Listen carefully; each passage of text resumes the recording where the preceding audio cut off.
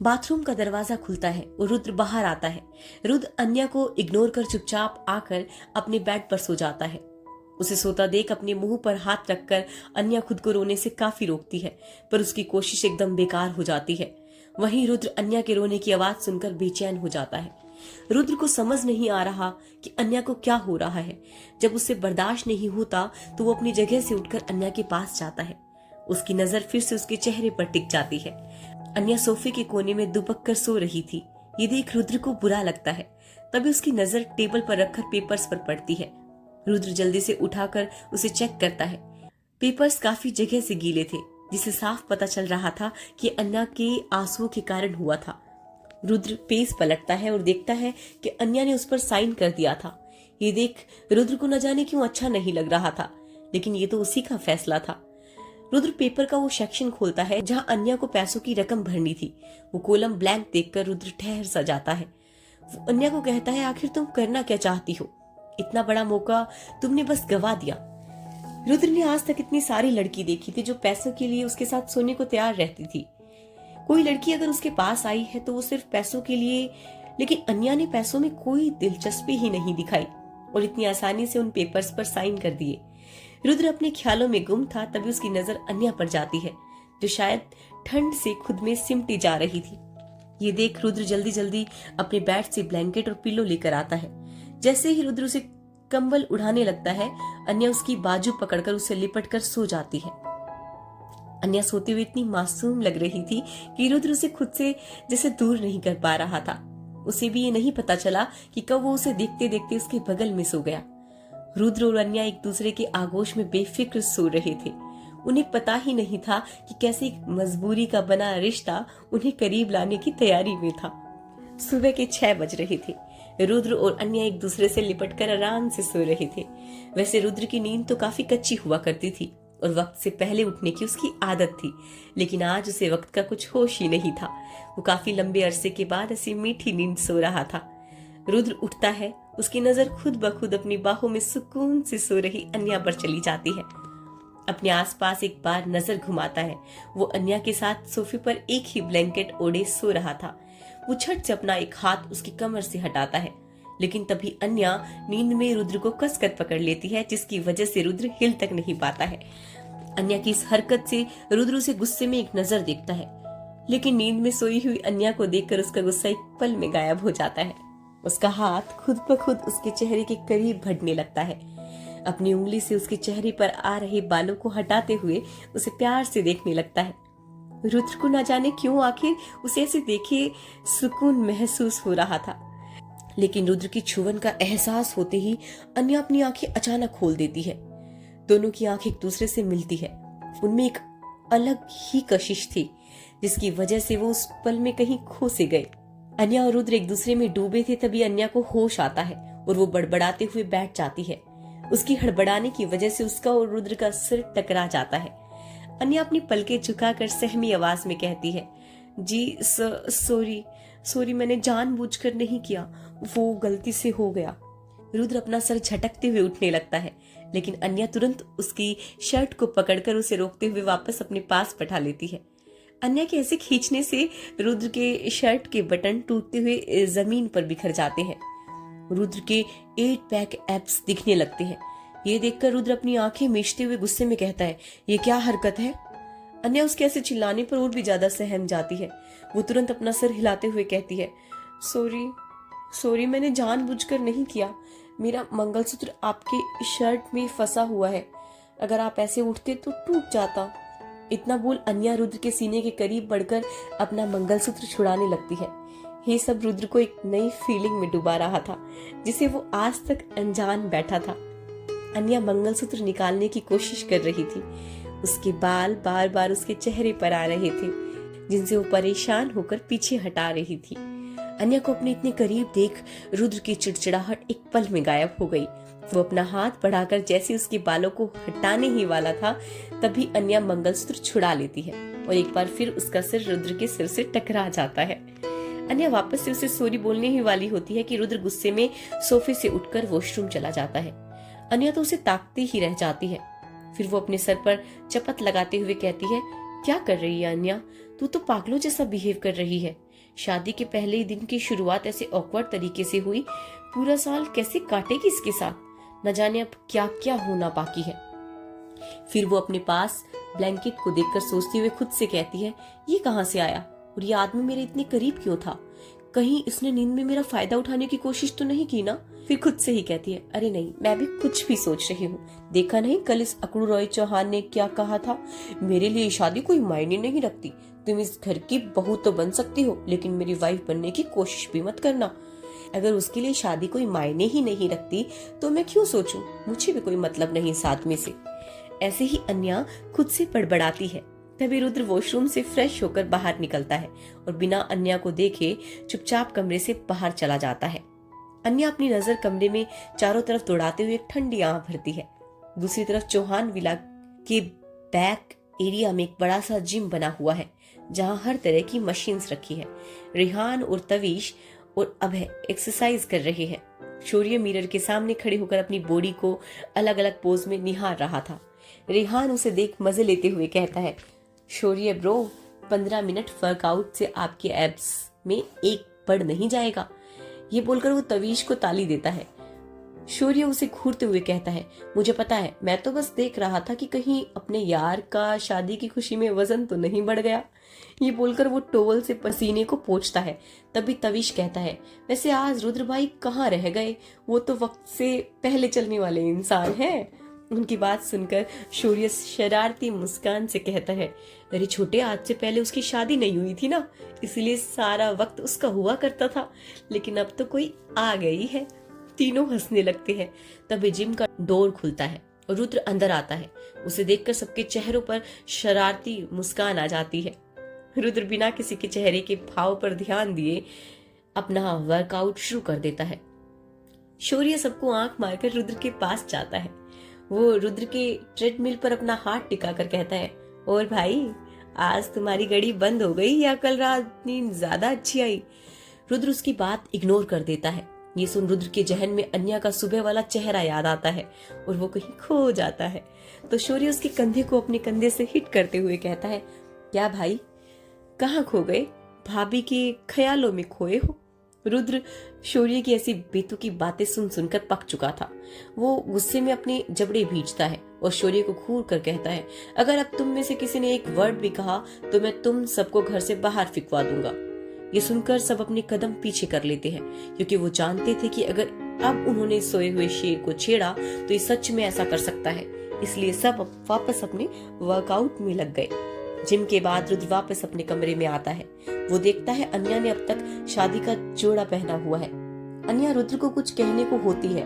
रुद्र उसे इग्नोर करके वॉशरूम में घुस जाता है। 15 मिनट के बाद रुद्र जब वापस बाहर निकलता है तो फॉर्मल ऑफिस वियर अन्या तो उसे देखते ही रह जाती है। ब्लू कलर का बॉडी फिटेड सूट में उसके फीचर्स काफी निखर रहे थे। रुद्र जानबूझकर उसकी प्रेजेंस को इग्नोर करता है ताकि उनके बीच सुबह वाली सिचुएशन ना हो। वो अपने बाल ठीक करते हुए मिरर में अन्या की अक्स को देख रहा था, क्योंकि उसकी नजर ना चाहते हुए भी अन्या से नहीं हट रही थी। तभी किसी ने कमरे का दरवाजा नॉक किया। रुद्र अंदर आने को कहता है तो एक नौकर अपने हाथ में एक शॉपिंग बैग लेकर अंदर आता है। वो रुद्र और अन्या को ग्रीट करता है। रुद्र को देखकर कहता है, सर, दादाजी ने छोटी मैडम के लिए कपड़े भिजवाए हैं। ये बोल वो पैकेट आगे करता है और कहता है, सर, आपको दादाजी अपने कमरे में बुला रहे हैं। रुद्र उसे बैग टेबल पर रखने का इशारा कर उसे जाने को कहता है। फिर अन्या को उस पैकेट को उठाने का इशारा करता है और कमरे के बाहर चला जाता है। अन्या पैकेट को लेकर वॉशरूम में चली जाती है। जब उसे खोल कर देखती है तो वो हैरान रह जाती है। उसमें एक लाल रंग की साड़ी जिसमें खूबसूरत जड़ाऊ का काम किया गया है। दिखने में जितनी खूबसूरत उतनी ही भारी। ये देखकर अन्या असमंजस में पड़ जाती है।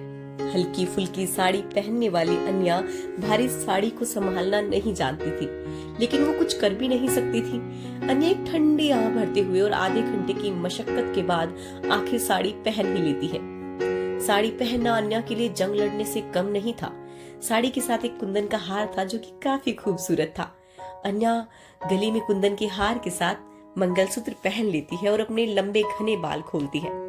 चेहरे पर मेकअप ना होते हुए भी उसकी सुंदरता में कोई कमी नहीं थी। खुद को मिरर में देखने पर एक पल के लिए अन्या को अपने पर विश्वास नहीं हुआ कि ये वही है। बिल्कुल नई दुल्हन लग रही थी।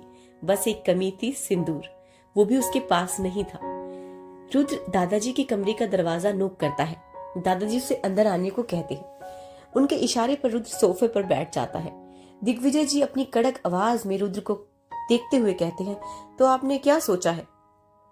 रुद्र बिना किसी भाव के साफ लहजे में कहता है, शादी करवाने का फैसला आपका था, जो मैंने कर ली। अब इसे मानना ना मानना मुझ पर है। मेरा फैसला ये है कि आप भले ही उसे अपनी बहू मान ले, लेकिन मैं उसे अपनी पत्नी होने का अधिकार कभी नहीं दूंगा। इसके लिए आप मुझे मजबूर नहीं करेंगे। आपकी चाहत थी मेरी शादी, जिसे मैंने पूरा किया। इसके आगे आप मुझसे उम्मीद ना रखें तो बेहतर होगा दादाजी।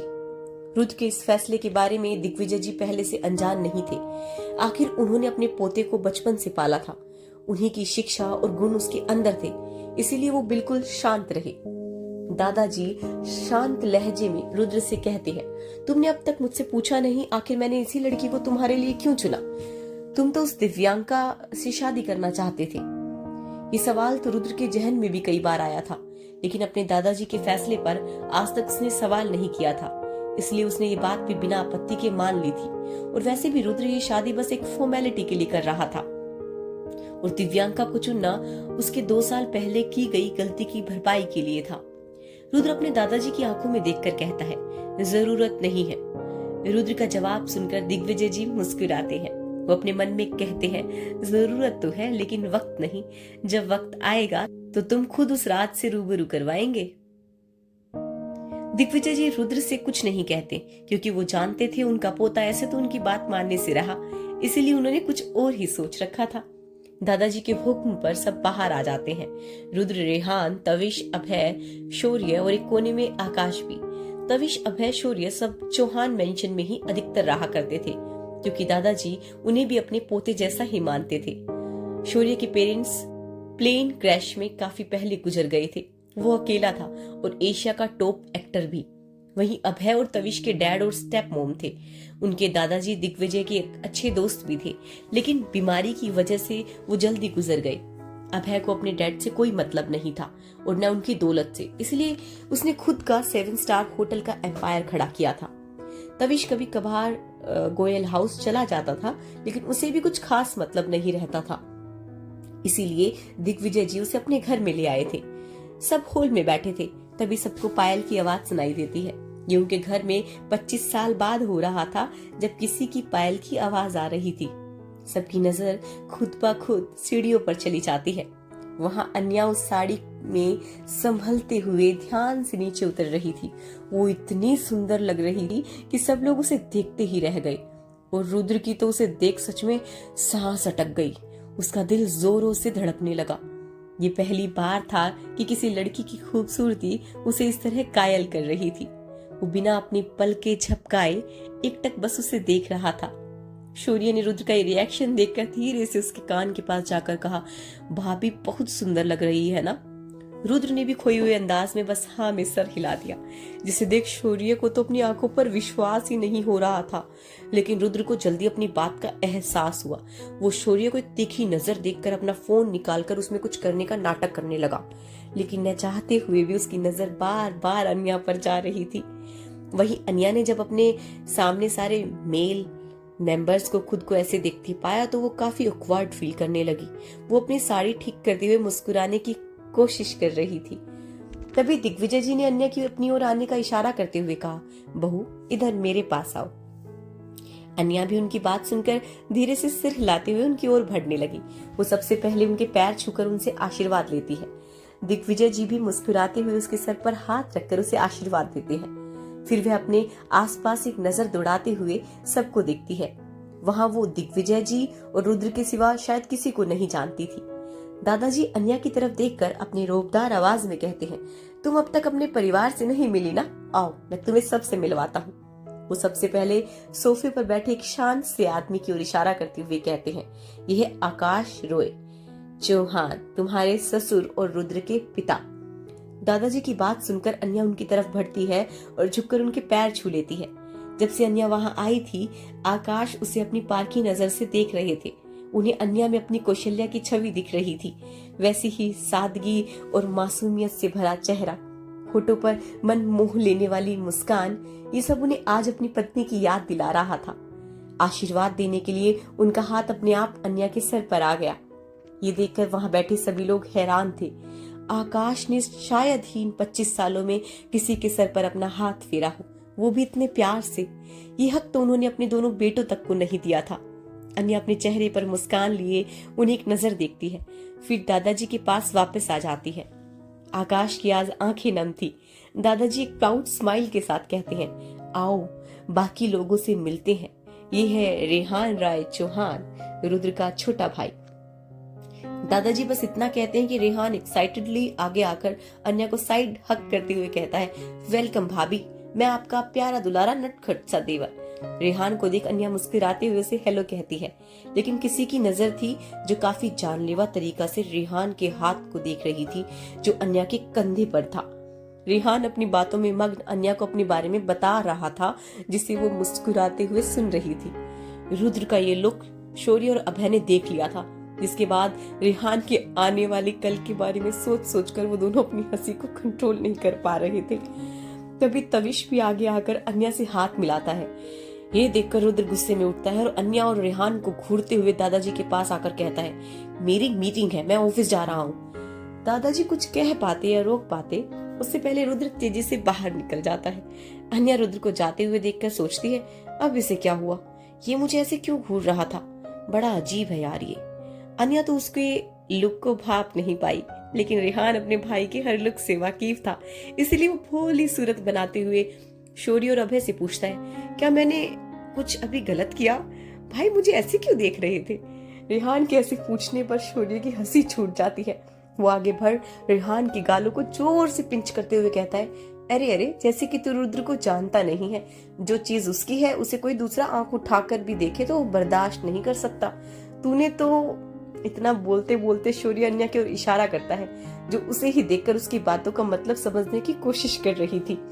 शौर्य आगे बढ़कर अन्या के आगे अपना हाथ बढ़ाते हुए कहता है, हाय, वैसे आपको मेरा नाम बताने की जरूरत तो नहीं, क्योंकि मैं हूँ ही इतना पॉपुलर, पर यहाँ एज सेलिब्रिटी नहीं, जिगरी के यहाँ आया हूँ एज ए फ्रेंड, यानी आपके पति का बचपन का साथी शौर्य मित्तल। वेलकम होम भाभी।